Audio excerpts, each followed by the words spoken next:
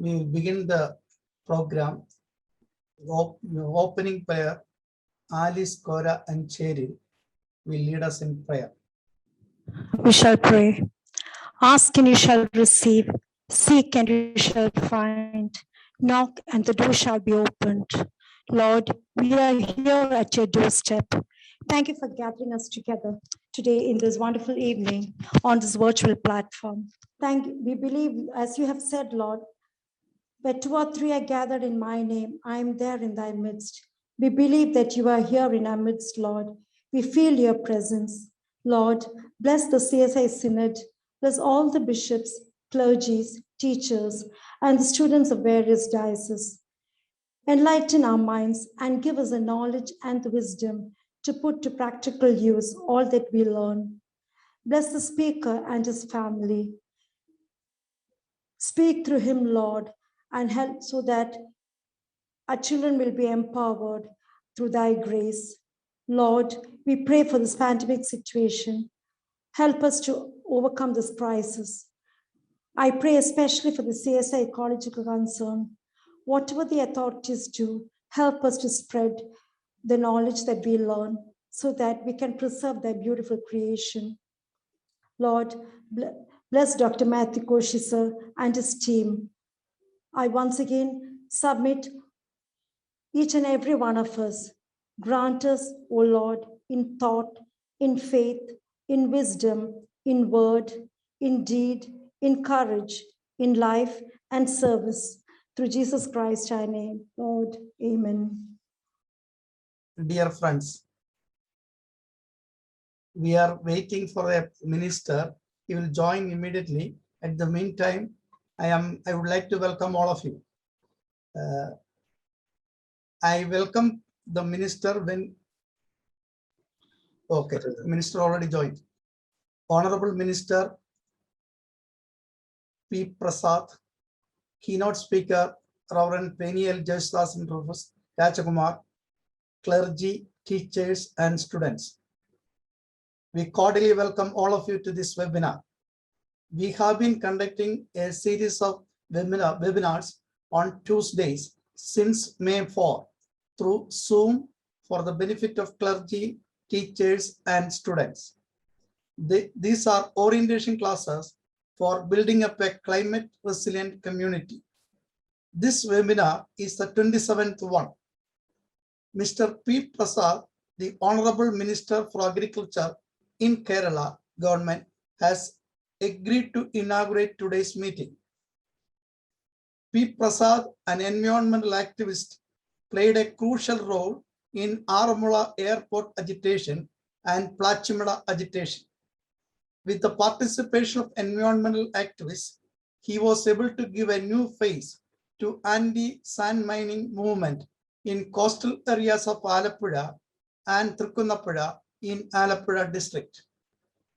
Along with Medha Patkar, Prasad also took part in Narmada Bachao Andolan agitation. Prasad took a strong stand against the environmental concerns raised by encroachers in places like Kurinyamala Wildlife Sanctuary and Munnar. Dear Minister, on behalf of CSI Synod Department of Ecological Concerns, I cordially welcome you to this webinar. Today's keynote speaker is Reverend Dr. Peniel Jesudasan Rufus Rajkumar. He is a global theologian of USPG in London. He was the program executive for interreligious dialogue and cooperation with World Council of Churches, Geneva.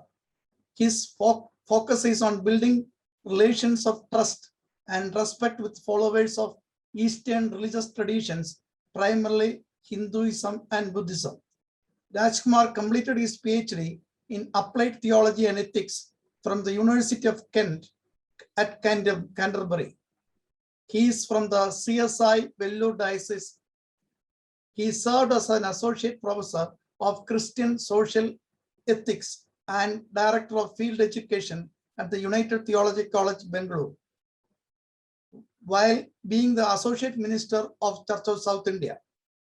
Rajkumar has published widely interreligious dialogue in Christian ethics, mission, religious fundamentalism, post-colonialism, and world Christianity. Dear Reverend Dr. Peniel Rajkumar, a warm welcome to Church of South India for delivering the keynote address. I welcome all participants to this webinar. Over to Minister P. Prasad for inaugurating. I do consider it a privilege to inaugurate this webinar organized by the CSI Synod Department of Ecological Concerns under the leadership of Dr. Matthew Koshi Punnekadu. I understand this is the 27th orientation class on climate resilience. The 26th United Nations Climate Change Conference is going on in Glasgow, Scotland. This summit will be an important milestone on the road to COP26. It will be a chance for leaders to demonstrate their commitment to the Paris Agreement and come together to support the multilateral process. We are at a critical moment in history. We people in India are suffering due to unexpected weather patterns like intermittent cyclones and droughts. Furthermore, crops are failing. We have to work for net zero emissions for a brighter future for our children and grandchildren. The developed countries have to change their present development paradigm, which exploits fossil fuels, resulting in climate change. Those who are responsible for climate change should change their development paradigm and lifestyle. Rich countries have to compensate for the damage caused to developing countries. The developed countries should transfer their technological knowledge to developing countries. I appreciate the CSI in giving a leadership role in ecological activities. The CSI is the only church in India supported Gadgil Committee and Gadgil report. We have to protect the Western Ghats. I understand that CSI having a green protocol. I appreciate the concern of the church in educating the people on energy conservation, water conservation, organic farming, afforestation, and in eco-friendly construction. I congratulate the church in conducting 26 orientation classes on climate resilience through Zoom. I wish the program all success. With your blessing, I inaugurate this 27th webinar. Thank you. Thank you, Minister. Minister is a good friend of Church of South India. Also is a good friend of me also. Thank you very much for coming here and inaugurating this seminar in your busy schedule. Thank you, sir. For your Now I request the keynote speaker, Reverend Peniel, for the keynote address. My dear brothers and sisters, Honorable Minister, Mr. P. Prasad, Professor Matthew Koshi, let me begin my presentation by expressing my sincere gratitude to you for this opportunity to be part of this webinar. I'm going to do my screen share. We are living in a crucial moment in history.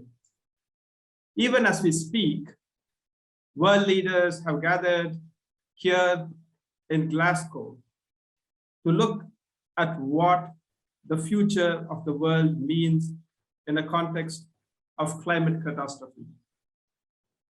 Meanwhile, there are several people across the world who are struggling so that we can live a life that is sustainable. Let me begin by quoting the words of a leader from the Pacific, Ms. Brianna Froome, who says that even rocks may decay, but words are everlasting. In the Pacific, we are not drowning, we are fighting. The voice of resilience is all around the planet. People are making their own contributions to ensure that climate justice is not merely a question of words, but a lived reality. And it is in this context that I offer these reflections. So the global context that we live in is undeniably one of a crisis. It is a tragedy. It is a catastrophe. And it may be appropriate even to say that we have literally transformed the earth into a sinking ship. And each moment the disaster becomes worse. At a time such as this, we are called to rethink what the Indian author activist from Kerala, Arundhati Roy, calls the doomsday machine that we have built for ourselves. We have built for ourselves a doomsday machine out of the earth, and therefore we need to rethink this.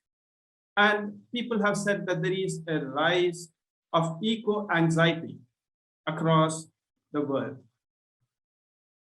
When we think of climate change, we need to remember that this is not a problem which is somewhere out in the world, something which only affects the polar regions or the Pacific or some other place in a distant corner of the world.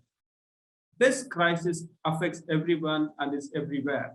However, it is disproportionate in the way in which it affects some, but we'll come to that later. We know that when Australia was on fire, Kerala was underwater a few months ago. So this is something that is at our doorstep. As a recent letter by the CSI bishops of the Kerala region reminded us, India has suffered two of the most expensive climate disasters in the last 2 years. 3.9 million people were displaced in 2020 alone, and that's a huge number. So the evidences that are experienced across the world obligates us to do something. The evidence is always is all around us, and we do not need to be reminded again and again that we are in what is called the death of our own making.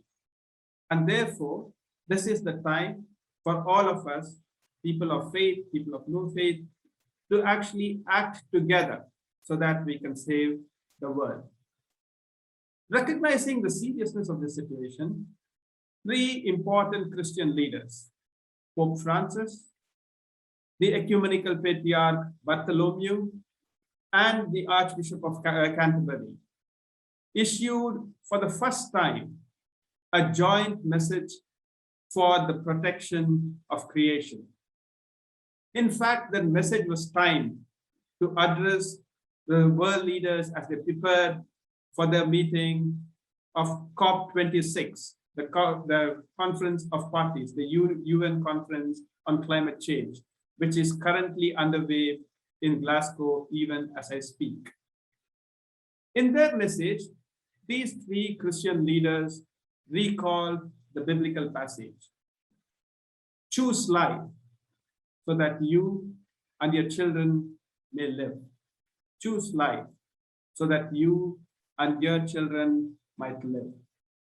And they urge the need to address together 3 things: the urgency of environmental sustainability, its impact on persistent poverty, and the importance of global cooperation. We'll come to that in detail in a short while. Their message ended with a powerful reminder. They said, this is a critical moment. Our children's future and the future of our common home depend on it. So they reminded us that we need to be careful and conscious about the future that we are going to pass over to our children. That is the gravity of the situation. In many ways, the climate crisis is like a wound, a ticking time bomb that we are passing on to our children. And therefore, we need to be mindful of that when we think of how we live in this world today. So let me pause for a moment and then recount a story that I once heard. This is the story of two planets which meet somewhere in the solar system. The two planets are meeting each other, and the first one asks the other, "How are you?" The second one says, "I'm not well, I am sick." The first one asks the other planet, "So what is your problem?" And the first planet says, "Well, I've got Homo sapiens, human beings. What else can be worse?" To this, the second planet thinks for a moment and then says, "Oh, I know. I had that problem once, but don't worry, they will all vanish and pass away someday." So this is a disaster situation, friend. We are not only killing ourselves, but we are killing the earth and everything that is in it. We are almost like a virus that is harming the earth. So let's now, my topic today is on theological engagements with ecological justice. So let us think about, what does theology have to do with all this? What does Christian theology has to do with all this? The medieval theologian, St. Thomas Aquinas, reminds us that any error or any mistake about creation also leads us to an error about God. The failure to see the link between God and creation and to understand creation apart from God's acts of love and the goodness of God is not just a case where theology has gone bad, but it is a case that theology has gone disastrously wrong. And therefore, the question of theology is very important. We need to get a theology, our understanding of God right. We need to get our understanding of creation right. And only then can we understand both creation and God.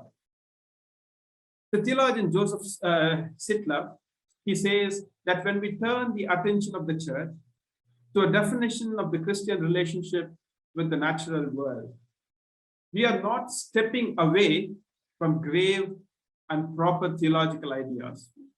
Rather, we are stepping right into the middle of them. So to do and to reflect on creation is to engage in proper theology. So some of you may be aware that there have been several theological attempts to articulate a theology of the environment. And these theologies are called as eco-theologies. So when we speak of eco-theology usually means an ecological critique of theology, where we critique theology itself from an ecological perspective, and a Christian theological critique of ecological destruction. We also offer a Christian theological critique of the destruction that is happening in our world today. But we need to remember that eco-theologies are not new. In fact, any Christian concern or with the creation is not new, because the Bible itself starts in a garden. And it starts with the affirmation that all creation is a loving act of God. Creation is something that God delights in. And we find creation throughout the Bible. In fact, the psalmist sings as follows. In Psalm 96, we see the vision of a creation which even has feelings. And it says, "Let the heavens be glad and let the earth rejoice. Let the sea roar and all that fills it. Let the fields exult and everything in it. And then shall all the trees of the forest sing for joy before the Lord." The trees are singing for joy before the Lord, for he is coming. So if you open the Bible, we see a lot of eco-theology there. But when we think of eco-theology for our times, what can be our starting point? And today, I think I'm going to refer back to the statement that was issued by the Christian leaders. So a good starting point to identify dominant themes in Christian eco-theological thinking actually, I think, comes from the joint message of the Pope the Ecumenical Patriarch, and the Archbishop of Canterbury themselves. So what happens is this message highlights three important points. First is the importance of what they call as sustainability. It also looks at the impact on people living with poverty. And thirdly, it talks about the imperative of cooperation. And all this have been the focus of theological attention. And therefore, I'm going to today in my talk reflect on these 3 points: the importance of sustainability, the impact on people living with poverty, and the imperative of cooperation. So let's move to the importance of sustainability. The theological focus on sustainability arose from what has been called the ecological complaint against Christianity. There is a complaint that Christianity is not ecologically accountable. And this complaint against Christianity, it reached its most well-known critique in the medieval historian Lynn White Jr.'s much-quoted essay, of which some of you may be aware. And the title of this essay is "The Historical Roots of an Ecological Crisis." So what did he argue in this essay? Lynn White argued that modern Western science is shaped in what he calls the matrix of a Christian theology, which affirms human dominion or mastery over nature. So it says that the Western Christian worldview is one which supports and encourages the exploitation of nature. And because of this, human beings think that it is okay to exploit the earth for our purposes. And because of this, there is a huge burden of guilt on Christianity. And White argues that the shaping of modern Western science in this matrix of Christian theology, which affirms human dominion or human mastery over nature, is the problem. And therefore, I would like to quote something from that essay. And this is what he says. He says, both our present science and our present technology are so tinctured with orthodox Christian arrogance towards nature that no solution for our ecological crisis can be expected from them alone. Since the roots of our trouble are so largely religious, the remedy must also be essentially religious, whether we call it that or not. We must rethink and refeel our nature and destiny. Okay, this was a very strong critique, but not many people actually agree with what Lynn White says. And in fact, some people say that though it is much contested, it is much quoted, it is much contested, because it has a very distorted and a selective use of biblical passages. He picks and chooses a few biblical passages, like the passage where God says, multiply and have dominion over the earth and things like that. And they also think, the critics of Lynn White also thinks that he takes an extremely reductionist approach in tracing the roots of such a big problem, a big crisis, like the ecological crisis, to one single cause, Christianity, as if Christianity had so much of influence in the world. But what the critics of White, they always agreed was that Christianity is not, Christianity is not itself the problem, but the way in which it is understood and practiced by several of its followers is the problem. So the way in which we have interpreted the Bible, the way in which we have understood Christianity, which is something which has been captive to modern Western culture, and which has almost made technology into a god, that is the problem. The Bible itself may not be a problem, but the way in which we have interpreted and abused the Bible in a Western-centric framework is the problem. And therefore, what happened? As a result, some theologies which emphasized on stewardship and sustainability, it emerged. So these were counter theologies which were against the idea of human dominion over nature. So they emphasized stewardship as the guiding theological principle, the guiding theological paradigm for the nature, for the relationship between human beings and nature. And according to this model, human beings were stewards of God's creation. They had a responsibility for the sustainability of the earth. But even then, they were popular, but even then, there were some criticisms of this stewardship model. So though they had an influence in the eco practices of the church, the primary criticism against the stewardship model or against the sustainability model is that this model also, it reinforces a human nature divide, a division between human beings and nature. They have this idea of creation as something that has to be managed by human beings. And they fail to offer a theological account of creation. And in some ways, they say that this actually puts on a new anthropocentrism, by which we mean a human-centered approach, which gives almost a managerial privilege to human beings and reduces nature as something that has to be managed. And in fact, one critique says that what makes one a steward in the first place is the responsibility for managing other person's possessions. And to view the world as a possession, as God's possession, is to damage the wonderful relationship that God has with God, creation, the relationship of love, the relationship of flourishing. So reducing nature to possessions is the problem. And that was the main criticism against the stewardship model. But there were also other criticisms which came from grassroots communities about the modern paradigm of sustainability.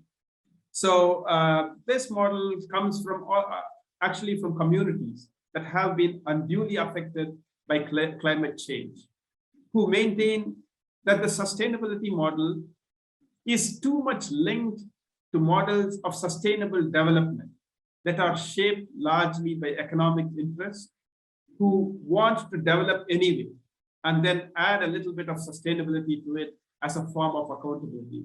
And they say that this model also, the sustainable development, the sustainability model, also actually is a product, or it is a project of modern day capitalist empires.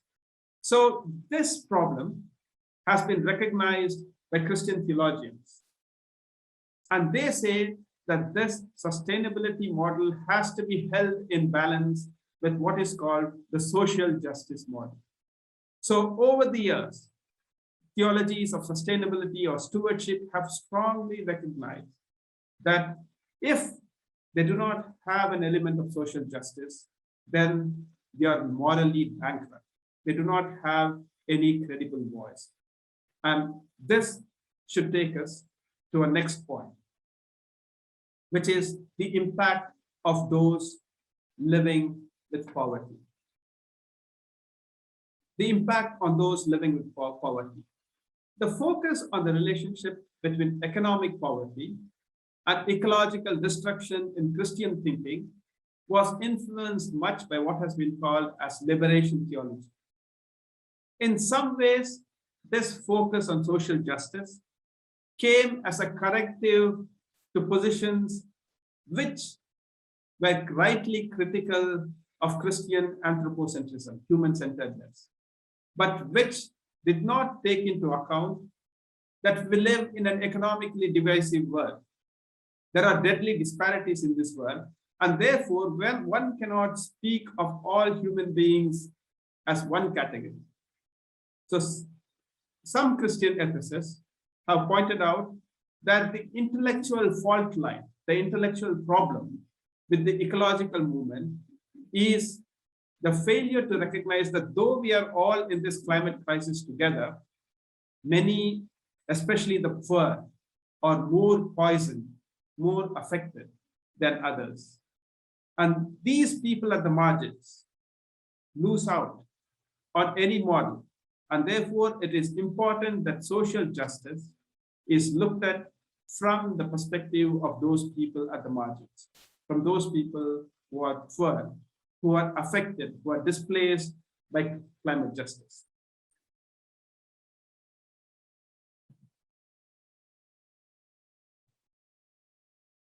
Oops. So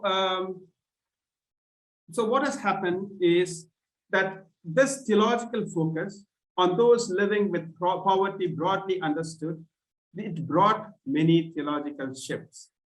First of all, amidst the politics of dehumanization and defacement of climate change, many theologies emerged which focused on particular groups of people. For example, there were eco-feminist theologies, there were Pacific Islander theologies, there were Dalit and Adivasi theologies, all of which recognize the experiences of particular groups who are living with poverty as a starting point for ecological theology.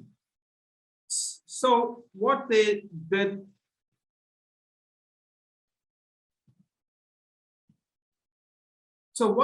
was that these contexts of the people were recognized as texts for theologizing.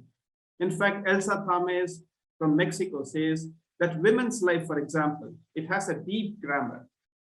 Its morphology and syntax needs to be learned for the sake of better interrelationships. So it is important to look at climate justice from the perspective of women. And therefore, it is important to take the experience of these marginalized communities seriously in order for us to do a credible eco-theology. The focus on people living with poverty also brought in a focus on the relationship between two important things, ecology and what is called the empire. So when we talk about the empire, the word empire is a very important word to understand.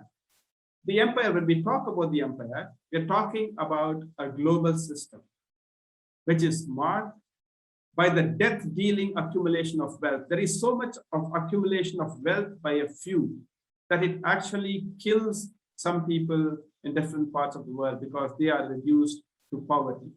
And this accumulation is due to one global financial system called global capitalism, which enriches a few and impoverishes many. A few years ago, the World Council of Churches organized a World Mission Conference in Arusha. And there, it recognized the empire as the global imperial system that has made the financial market one of the idols of our time and has strengthened cultures of domination and discrimination. So when we talk about the focus on the empire, when we talk of issues of climate justice and social justice, and when the focus is on the empire, it also led to a focus on a new aspect of Christian theology, which is it led to a focus on what is called as eschatology or end times.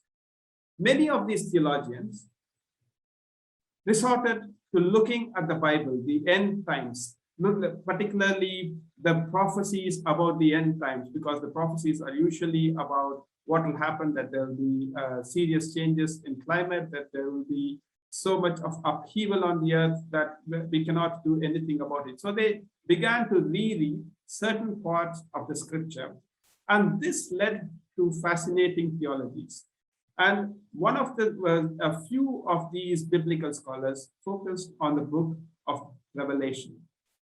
And I'm going to just share with you two such fascinating readings of the book of Revelation that I found to be interesting, and which is a good example of eco-theologies that focus on the empire.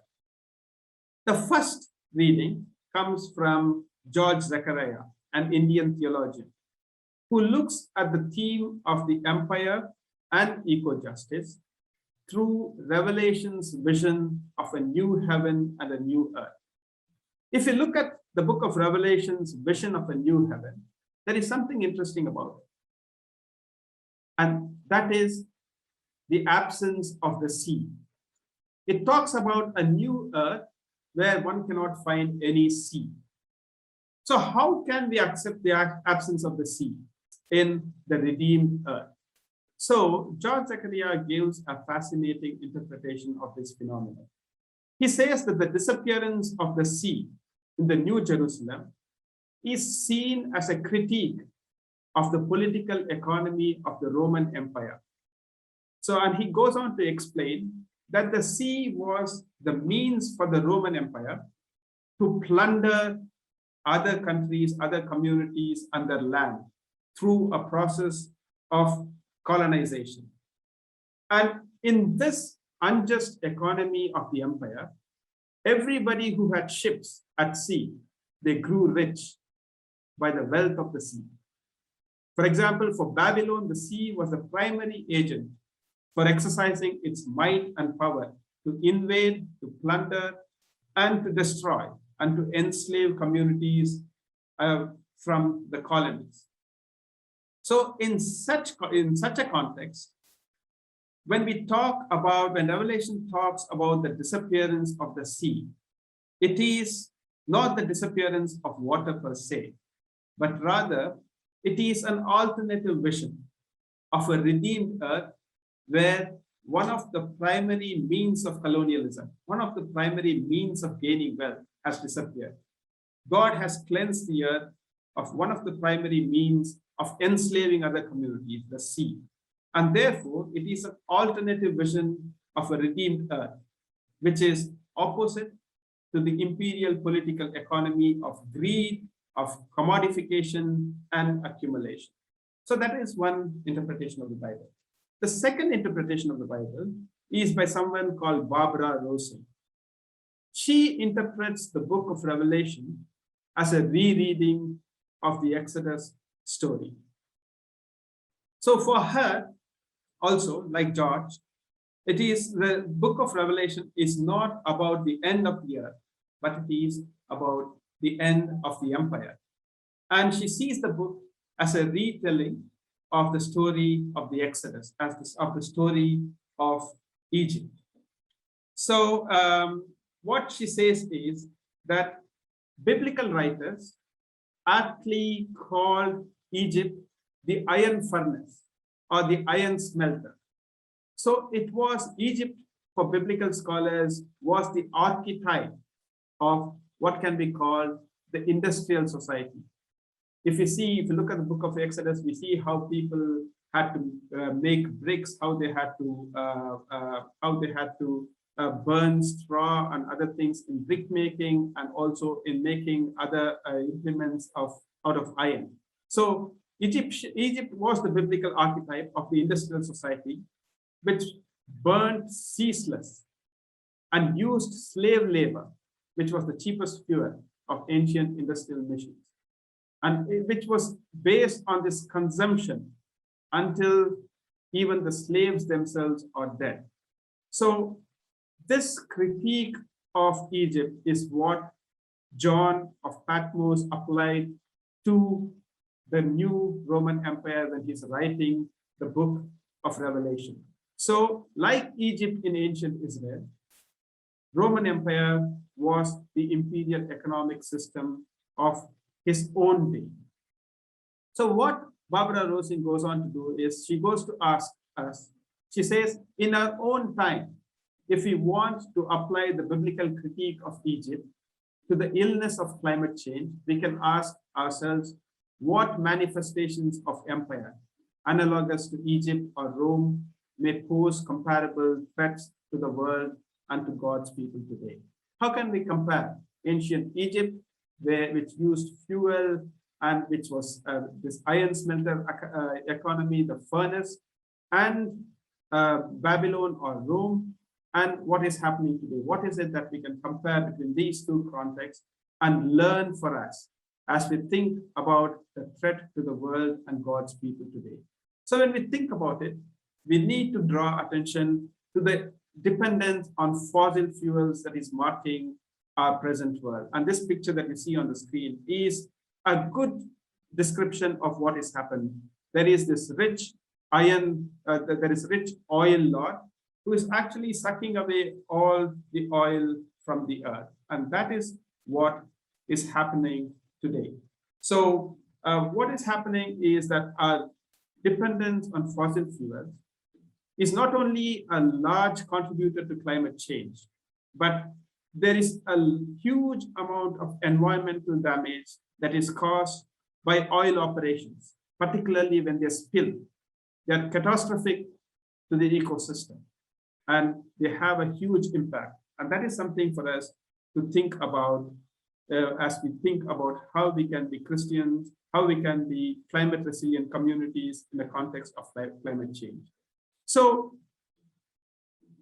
there is also the problem of denial. Many people, many of us, we do not think about climate change as being a disaster. So, this is a problem that we need to overcome. And to overcome this problem, there is the need to listen to the margins, which are producing alternative visions of how we can live in this world in a way which can restore the beauty and the flourishing of the earth. And one good example can be found from the Farming God's Way project in Zimbabwe. The project is called Farming God's Way. It was started by a farmer in 1984 in Zimbabwe called Brian, who says that, who based his idea of farming based on the Bible and on science. And it has really spread to Kenya, to Uganda, to Zambia, and to South Africa. And this project, Farming God's Way, it began by examining how God farms. What is the way of God's agricultural involvement? Looking at how plants grow in the wild.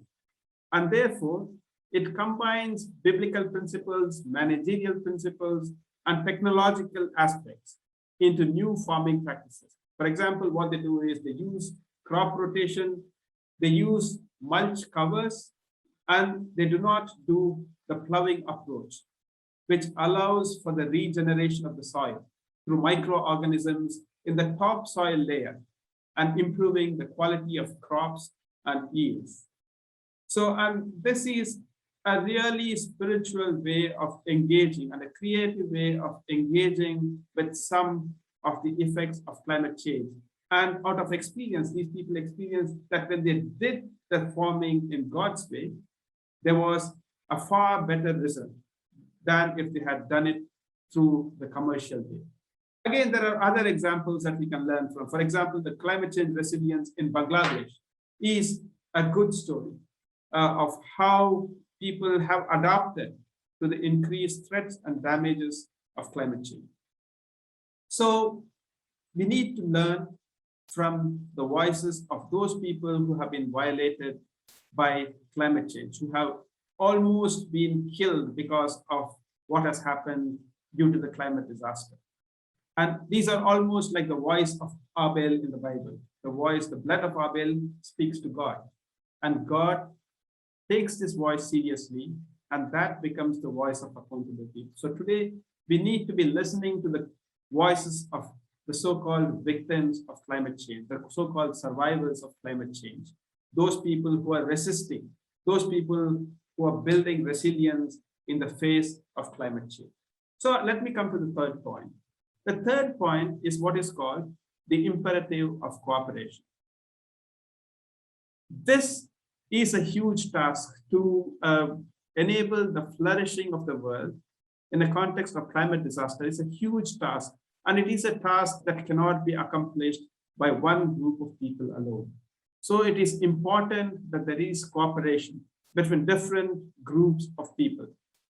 Some of you may be familiar with Pope Francis' encyclical called Laudato Si. And in this encyclical, he makes an important point.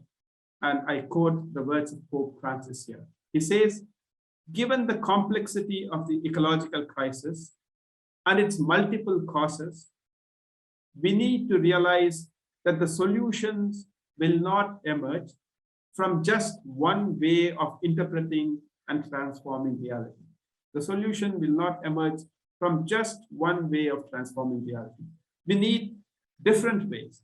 And therefore, it is important that people of faith collaborate with policymakers, with grassroots communities.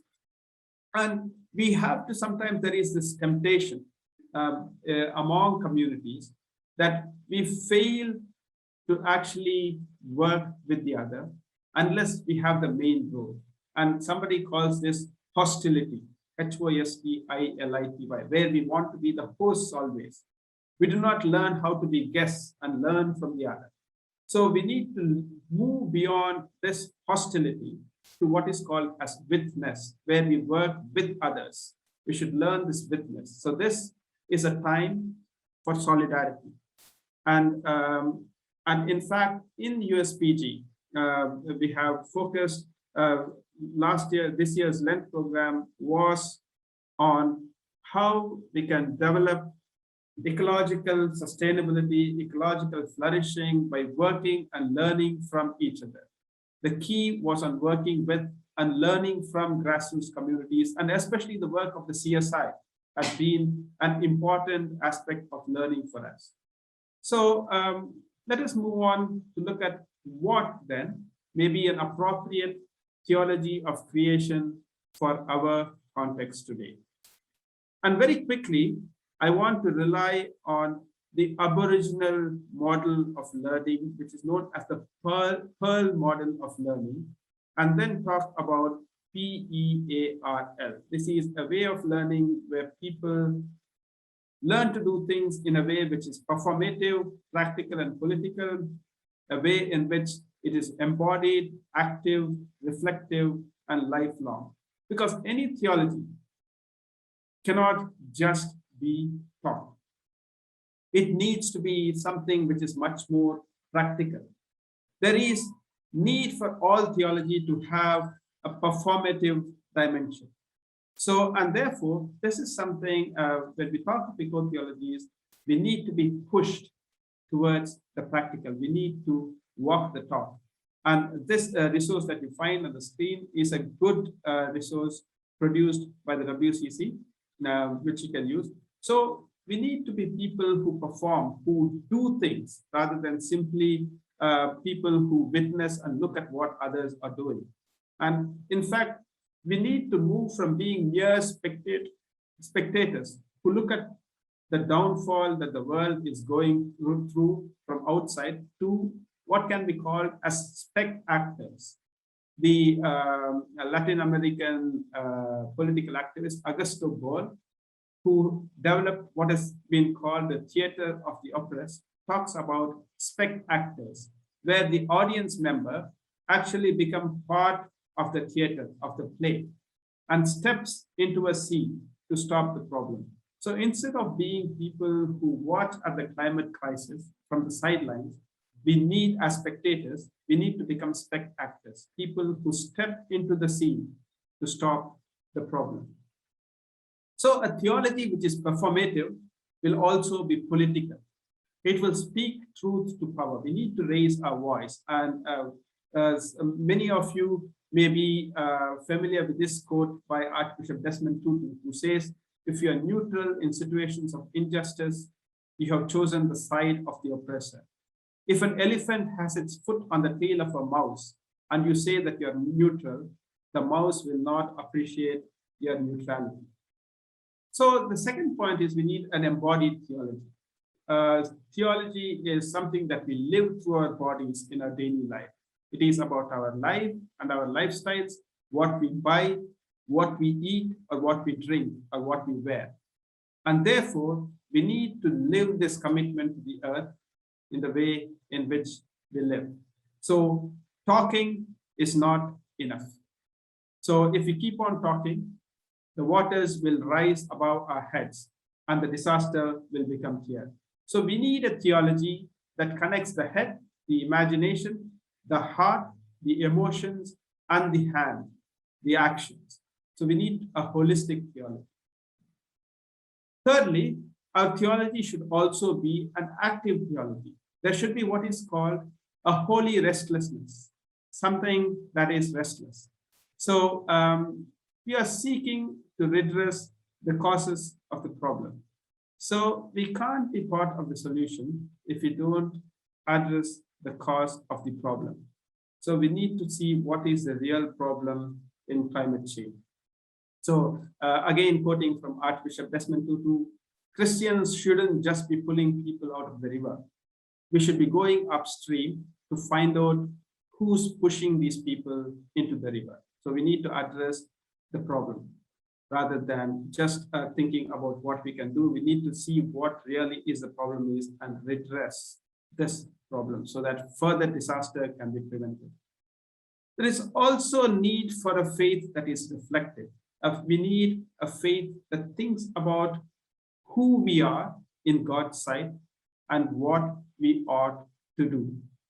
And this faith, this reflective dimension of our theology should affirm the interconnectedness and interdependence of human beings and the rest of creation.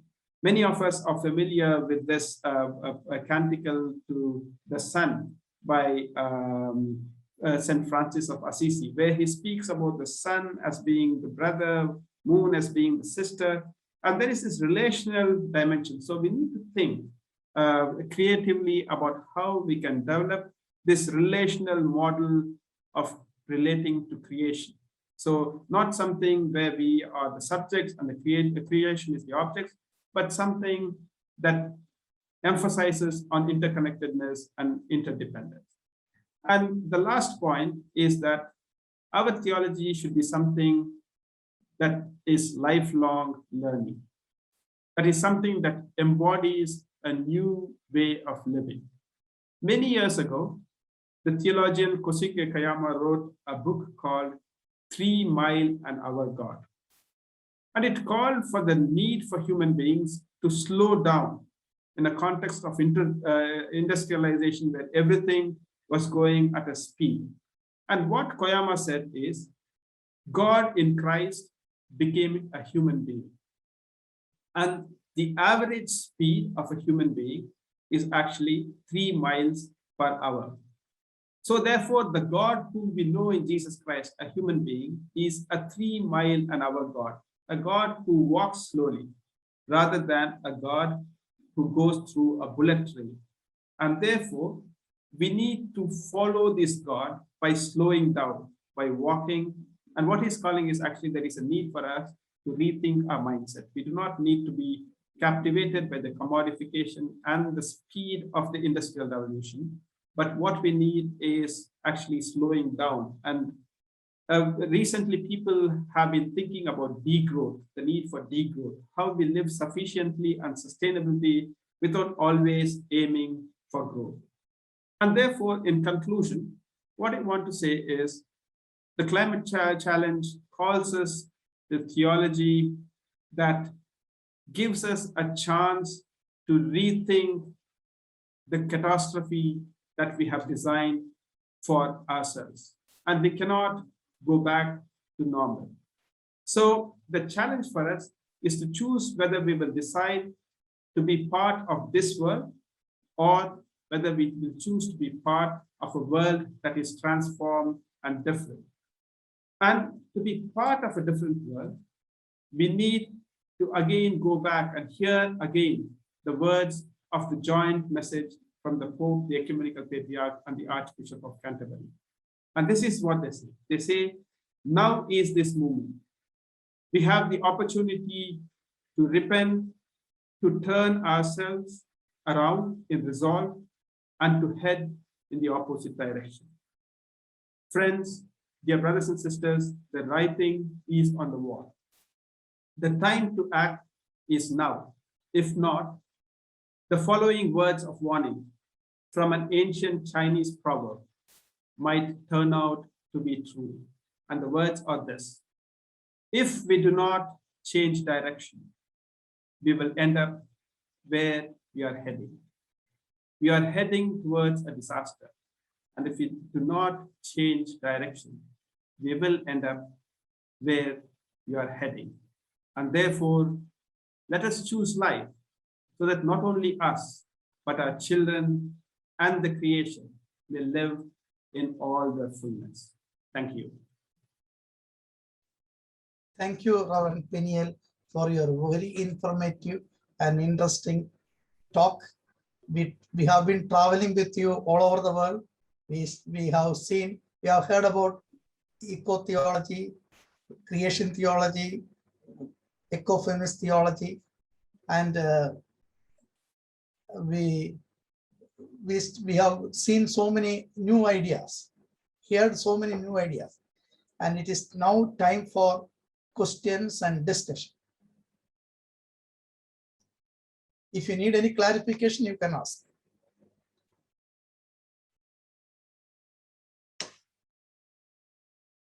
Or you can write in the chat box also. I see this question on how we stop this deforestation.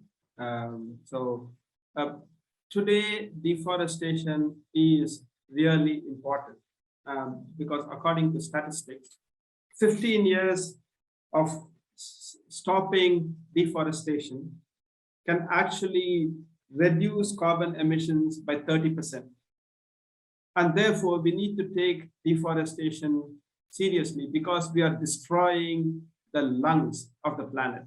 If you're cutting down our trees, it is almost like a different virus, like the coronavirus, which affects the lungs. We are talking about a virus that has come recently in the last 20 months. But deforestation is a virus that has the same effect of damaging the lungs of planet Earth. And therefore, it is important that communities, countries take this task of deforestation very seriously. You can say another question. Yes, that is an interesting question. Yes, that is why I spoke about the Matthew chapter said that you will see the earthquake is in the end times. Then how can we resist such destruction? Yes, we see the about earthquakes in the end times, and therefore that is also the reason why I brought in the eschatology, the end times passages from the Revelation, because sometimes people quote these passages about the end times out of context, so that we are not involved in any way in reversing the effects of climate change. So when we talk about these prophecies, we need to remember that there is a difference between man-made disaster and also something that is part of the natural cycle. Because we all know that there are certain earthquakes and other things which happen as part of changes in the environment. But what we have done is we have precipitated the crisis because of the way in which we have exploited the earth, the resources, drilling holes into the earth to extract oil, and in ways increasing our emissions so that glaciers are constantly melting down. So in this way, this is not about the prophecy that we find in Matthew. What we should be more concerned is about how we have become part of this crisis through our carelessness and our exploitative ways of living. And therefore, our hope is the hope of a redeemed heaven and a redeemed earth, and to see how we can become part of God's promise. Jesus promised that he came so that we can have life and have life in abundance. We also have these YouTube videos and links that have been shared. Thank you very much for that. And also there is also this link about Walk the Talk that has been produced. It talks about several ways in which churches, schools, and communities can actually practically implement. And I'm sure that you, Professor Koshi, are aware of all these things, and you already probably circulated all this material to our churches and schools. But it is a simple toolkit that can be used, that brings in stories from across the world, and also a toolkit that can be used so that churches, schools, and other organizations can be more climate accountable. How we can reduce our carbon footprint, how we can reduce the way in which we damage the environment by making some simple changes in our lifestyle, how we can slow down how we can actually follow the 3 mile an hour God by slowing down. And that is something which is very difficult for us to do. We always want to be focused towards growth, economic growth especially. And in that context, to talk about slowing down is a big challenge, but that is a challenge that we, especially the big countries, need to take up so that this disaster that we are heading towards can be reversed. One more question. Why do we need ecological spirituality? Why do we need ecological spirituality? That is a very good question. We need an ecological spirituality because of the way in which we are, because of our, first of all, because our belief in God, who is the creator of not only human beings, but also the entire creation, but also because the Bible also says that Jesus Christ is the first fruit of the new creation.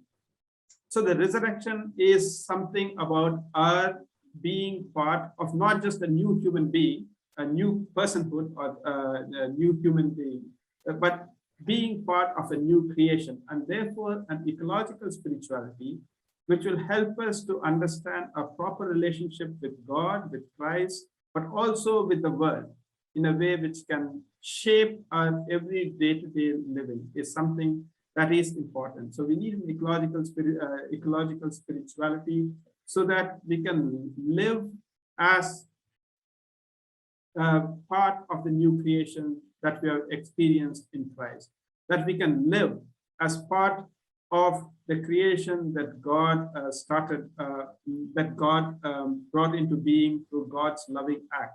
And also because it is following God, no, in observing the Sabbath, which is rest, and which is almost like a degrowth thing. God works hard for 6 days, but on the 7th day, God takes rest. And therefore, a spirituality which believes in not doing anything, which believes in stopping at certain points, which believes in making this balance between our own life and the life of the earth, is something that is needed for us to be ecologically responsible human beings. And therefore, an ecological spirituality is very much necessary. Okay, so the Farming God's Way project of Zimbabwe, this was started by a farmer who had problems with his own methods of farming. He was farming for many years, did not have any profit. And then suddenly he, one of those days, he discovered, he thought, okay, how is it possible that even without farming, there are many trees and plants which are growing across the world? And therefore he thought that, why don't I pay attention to what is happening with what is found in the Christian scriptures?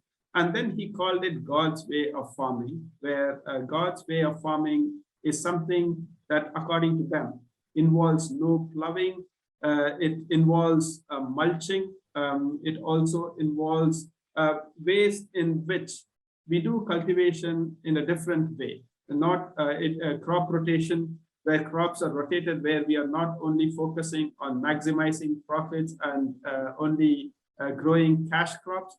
And in that way, it was something which produced food, but it also replenished the earth.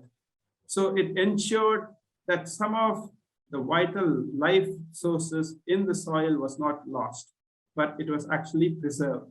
And therefore, they've also found out that this process became a success. And then when communities saw that this was a process which also increased yields, it really caught up in Zambia, in Uganda, in South Africa, and Kenya.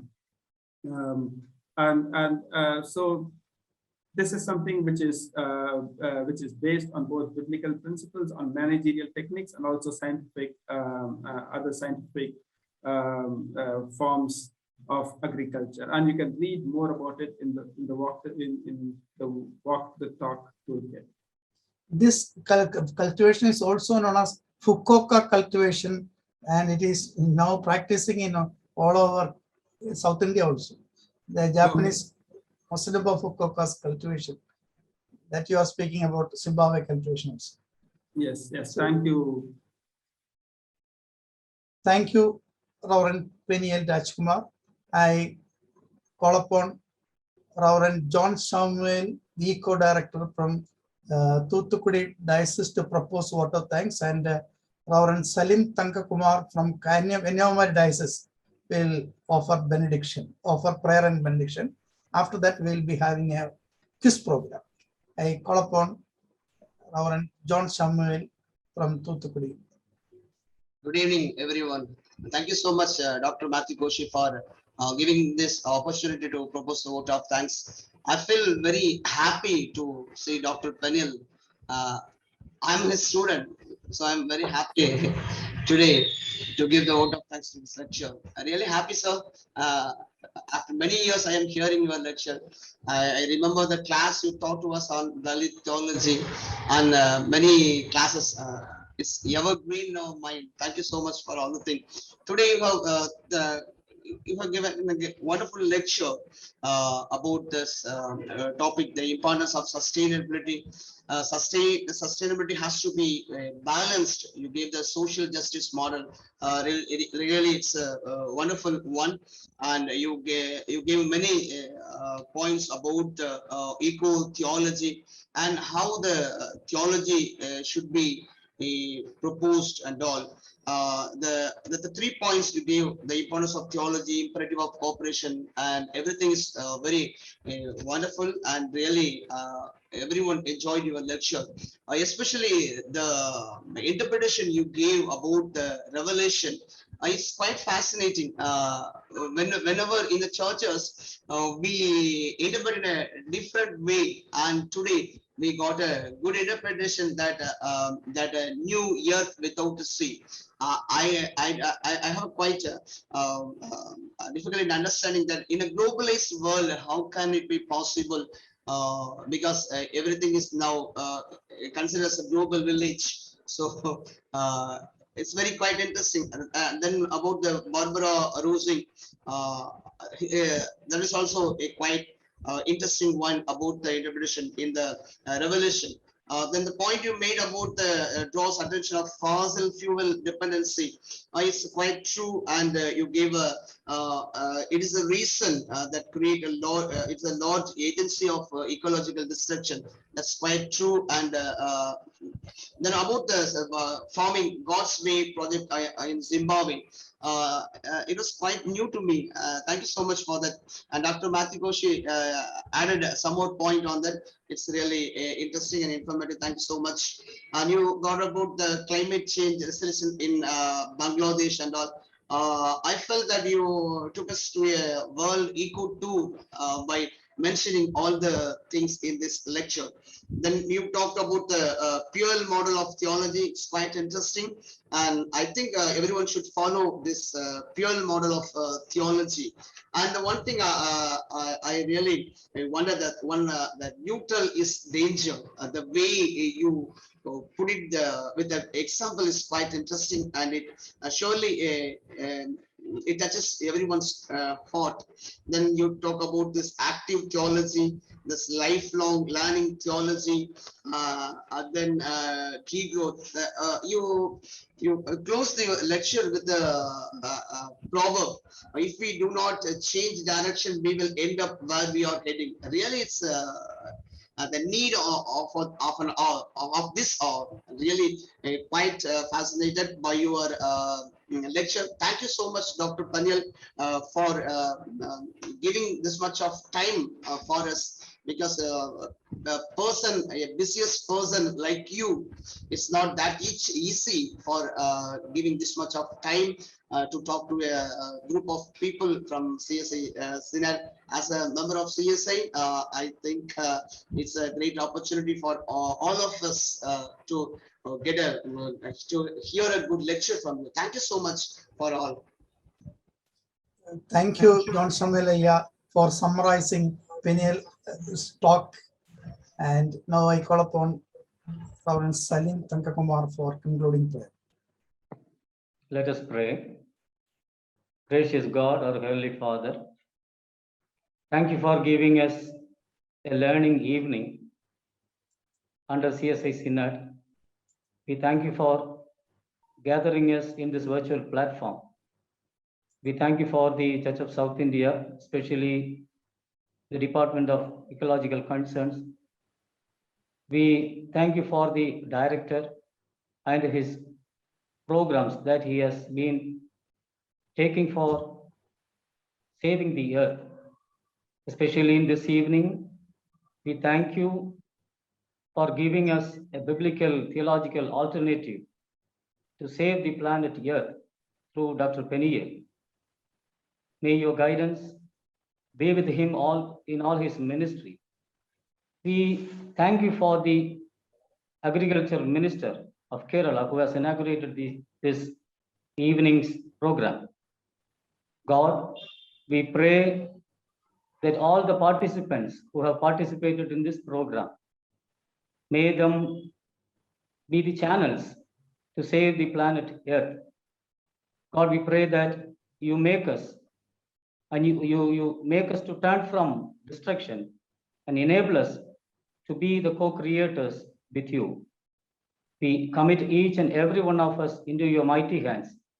Be with us and help us to save the planet Earth.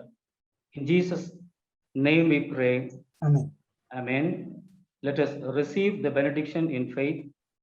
Now, may the grace, peace, and fellowship of the triune God be with us all, now and forevermore. Amen. Amen. Thank you very much. And we are closing this program.